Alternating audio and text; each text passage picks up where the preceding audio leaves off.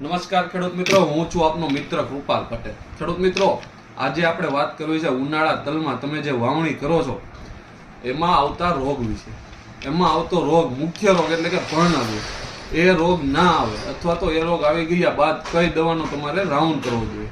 તો ઘણા ખેડૂતો મિત્રોને ખબર નહીં હોય કે પર્ણગુચ્છ રોગ, જે પાનના ગૂંછડા વળી જાય, એ રોગ શેના થકી આવે છે, એ રોગ આવ્યા પછી કઈ દવાનો રાઉન્ડ કરવો જોઈએ। તો ખેડૂત મિત્રો, એ રોગ લીલા તડતડિયા, જે લીલી મચ્છી કહેવાય, લીલી પોપટી કહેવાય, એના થકીથી રોગ ફેલાય છે।